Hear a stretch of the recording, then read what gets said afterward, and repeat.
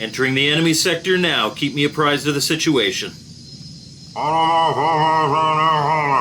What was that? HQ, I don't copy. HQ, am I in trouble?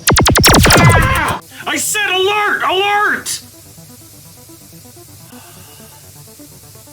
Obviously, I'm not very good at this.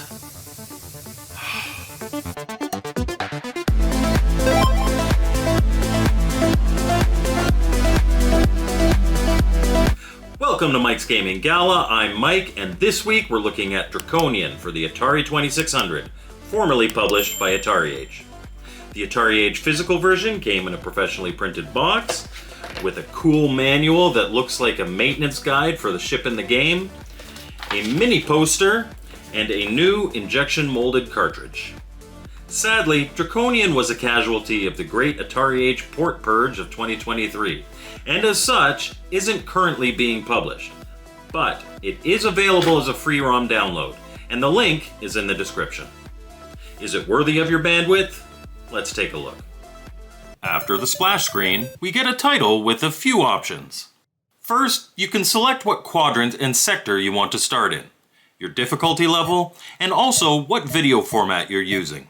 Modern TVs aren't generally worried about this, and the game does detect your format, but if you're playing on a CRT and things look weird, just change this until the colors look right. One thing that's really cool about the quadrants is that they represent different creative sources. Alpha is the Midway levels, Beta is the Namco levels, Gamma is the levels from the Draconian crew, Delta is the levels from Atari Age members, and Epsilon is randomly generated. Anyhow, enough time at the menu. Once you've picked your quadrant and your sector, select Start to commence your attack.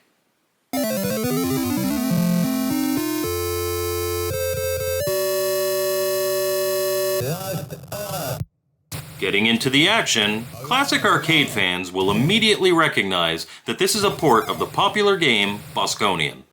The goal of Draconian is to destroy all the star bases in a sector, called base stars. I know, super original, in order to advance to the next sector and do it all over again.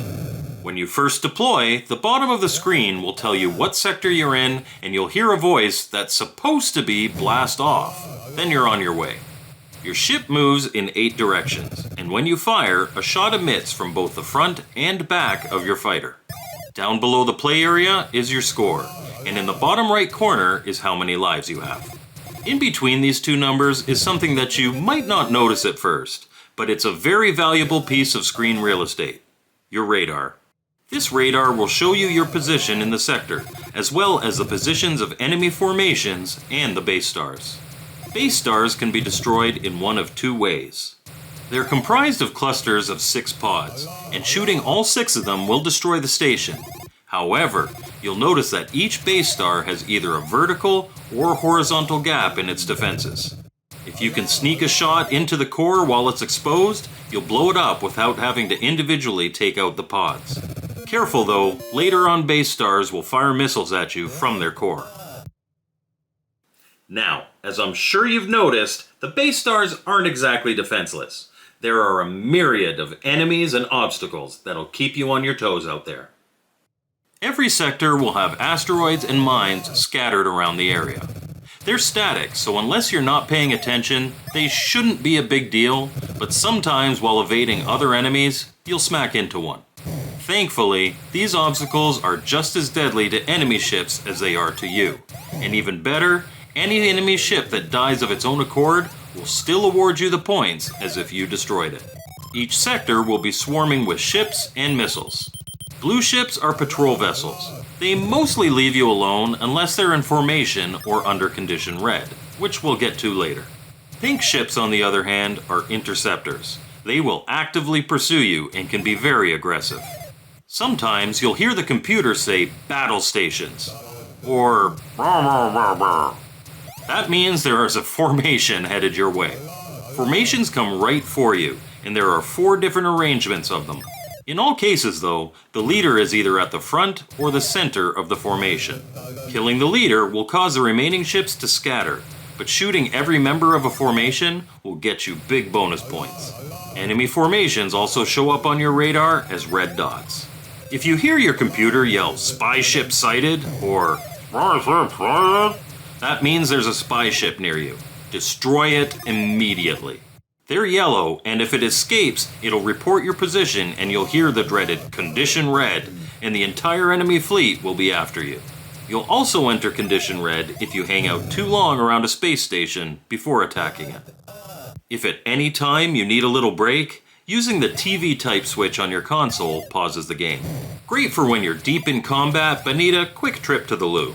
Keep playing sector after sector for as high a score as you can get before you lose all your ships. Then it's game over. And that's Draconian for the Atari 2600. So what did I think? Well, with any port, the choice of source material is paramount. And here, they picked a great one. At its core, this is a simple game. Move around the playfield, evading enemies, and blow up the bases. But that is what the 2600 is best at, and it is perfectly executed here. I love this game. I'm glad I picked it up in physical form, and it is most definitely worth a download. Check it out and enjoy. You might even play it enough to be able to understand the voices in the game. Thank you for watching my video, I hope you liked it, and thank you so much to my channel members. I appreciate your support so much.